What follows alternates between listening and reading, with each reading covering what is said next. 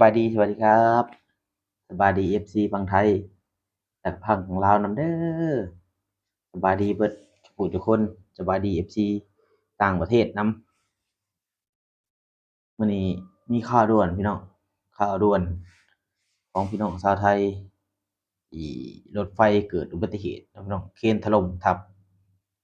บูกีรถไฟนะพี่น้อง3ตู้เฮ็ดให้คนเสียชีวิต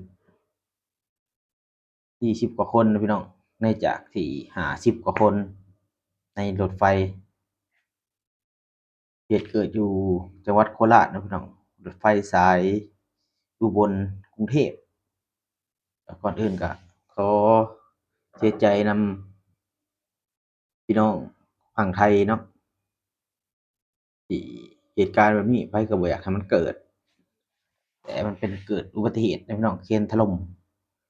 เครนที่ว่าเพิ่นเอาที่ว่าเพิ่นเฮ็ดทางรถไฟความเร็วสูงเนาะพี่น้องได้เกิดถล่มลงมาทับรถไฟที่วิ่งมาจากอุบลราชธานีนะพี่น้องวิ่งตรงมาจากอุบลราชธานีมุ่งสู่เข้ากรุงเทพนะพี่น้องพอมาฮอดโคราชแล้วอำเภอหยังก็อำเภอสีคิ้วบ่น่าสิแม่นแหละเนาะพี่น้องคันเว้าผิดก็ขอโทษขออภัยเด้อพี่น้องบ่กว้างก็นี่คือเป็นเหตุสลดใจเด้อพี่น้องในการสูญเสียหลายชีวิตนะพี่น้องเหตุการณ์แบบนี้ บ่ได้มีแบบบ่อยๆบ่อยากให้มีบ่อยากให้แบบบ่อยากให้มีแบบนี้บ่อยๆนะพี่น้องเพราะว่ามันเป็นเหตุการณ์ที่สลดนะพี่น้องหลังจากที่มันสงบมาเป็นเวลาเกือบเดือนแล้วพี่น้องหลังจากที่สงครามนะพี่น้องหรือว่าเหตุปะทะกันอยู่ตามชายแดนไทยกัมพูชานะพี่น้องก็กำลังสงบนะพี่น้องเพราะว่ามาเจอเหตุการณ์นี้อีกก็มันเป็นสลดมันเป็นเหตุที่สลดใจแรงสำหรับหยังเนาะพี่น้อง เหตุสลดใจแรงสำหรับพี่น้องชาวไทยนะพี่น้องในการสูญเสียประชาชนหรือว่าการสูญเสียพี่น้องที่เหตุเกิดแบบนี้เนาะพี่น้องหรือว่าเป็นเหตุเกิดด้วยความประมาทหรือว่าแนวใดเนาะพี่น้องในการสูญเสียแบบนี้เป็นหลายๆคนก็รับบ่ได้นะสำหรับบ่าวกว้างเองก็คือเป็นคนลาวที่มาอาศัยอยู่ประเทศไทยก็เห็นแล้วก็น้ำตาไหลนะพี่น้องบ่อยากคิดเลยพี่น้องว่า มันสิเหมาะเจาะจั่งใดเนาะพี่น้องมันสิเหมาะเจาะจั่งใดเพราะว่ารถไฟกำลังวิ่งมาเหตุเขต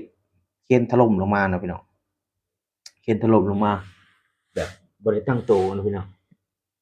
เกิดเหตุเพลิงไหม้อีกป๊าดพี่น้องเห็นแล้วโอ้บอกว่ากันน้ำตาไหลนะพี่น้องสงสารเนาะพี่น้องสงสารที่คนบ่รู้อีโน่อีนี่เนาะพี่น้องแบบครับนั่งรถไฟมาดีๆแล้วเครนถล่มลงมาแบบอันนั้นเนาะพี่น้อง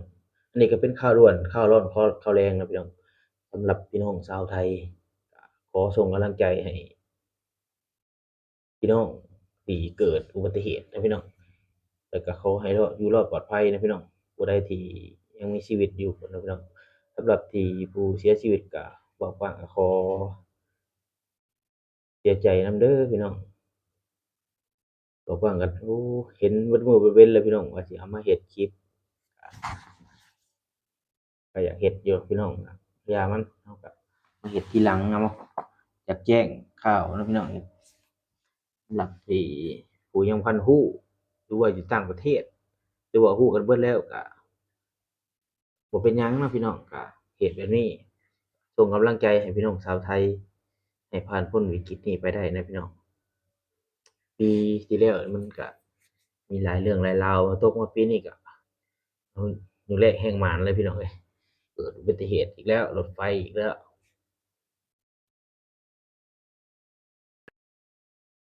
ที่ได้เป็นข่าวด่วนอีกข่าวด่วนอีกข่าวหนึ่งที่ หลังจากที่มีข่าวที่ด่วนที่สุดก็ยังสู่ข่าวด่วนรถไฟถล่มรถไฟถูกเครนถล่มลงมาทับบ่ได้นะพี่น้องตอนนี้คือขึ้นหน้าฟีดบ่จักเฟซบุ๊กบ่จัก Twitter บ่จักยูทูบเนาะพี่น้องในตอนนี้เนาะหรือว่า TikTok หลายๆช่อง ช่องทางที่เพิ่นเอามานำเสนอเป็นข่าวที่สลดใจที่สุดเลยตอนนี้นะคือหลายๆคนเห็นเนี่ยก็คือสิสลดใจคือเบากว้างเป็นการที่สูญเสียทั้งที่ขี่รถไฟมาได้ดีนะพี่น้องไผสิไปคาดคิดว่าเครนสิถล่มลงมาแบบบ่ได้ตั้งโตวทับบูกีเนาะเพิ่นภาษาไทยเพิ่นเอิ้นบูกีบ่หรือว่าตู้รถไฟเนาะเอ้าเว้ากว้างเว้าง่ายๆซะเป็นเว้าตู้รถไฟ เห็นแล้วก็สุดสงสารคนแก่นะพี่น้องสงสารคนแก่สงสารเด็กน้อยนะพี่น้องหรือว่าสิเข้ามาหรือว่าคนแก่ก็สิเข้ามาหาลูกหาหลานอยู่กรุงเทพหรือว่าเยาวชนหรือว่าสาวหนุ่มก็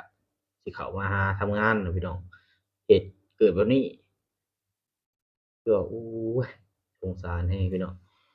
อีหลีเดะถ้าไผเห็นในอยู่โรงงานก็ถามกันเอ้ามันเกิดเหตุอีหลีบ่ก็เลยว่าเว้ากว้างก็เลยไปหาคนเบิ่ง ในช่องข่าวตามช่องต่างๆนะพี่น้องบ่น่าคิดเลยมันสิเป็นเรื่องจริงไอ้พี่น้องเราบ่กว้างเองบ่อยากให้มันเป็นเรื่องจริงเนาะเห็นแล้วมันสลดใจข่าวแบบนี้เนาะพี่น้องหลังจากที่ข่าวเราเงียบไปเนี่ยข่าวชายแดนก็เงียบไปแล้วก็กลับมาข่าวนี้อีกโอ้ยพี่น้องเอ้ยบ่กว้างก็ขอแสดงความเสียใจนำครอบครัวที่เสียชีวิตนะพี่น้องก็ขอให้อยู่รอดปลอดภัยทุกคนนะพี่น้องเนาะสำหรับคลิปนี้ก็บ่กว้างมาเล่ามาเว้าสู่ฟังนี่พี่น้องเอ้ยก็มาส่งข่าวเนาะก็ฝากกดไลค์กดแชร์ฝากกดติดตามกำลังใจบ่กว้างเด้อพี่น้องเอ้ยกำลังเฮ็ดช่องใหม่เนาะช่องเก่าก็โดนแบนไปพี่น้องบ่ฮู้ว่าเป็นหยังเนาะบ่กว้างก็คือบ่ได้เฮ็ดผิดกฎผิดหยังเนาะขอขอบมุกขอบใจหลายที่เข้ามาติดตามรับชมบ่กว้างเด้อฝาก FC นี่เด้อพี่น้องเป็นกำลังใจสำหรับยูทูบเบอร์มือใหม่เนาะพี่น้องขอขอบมุกขอบใจหลายเนาะ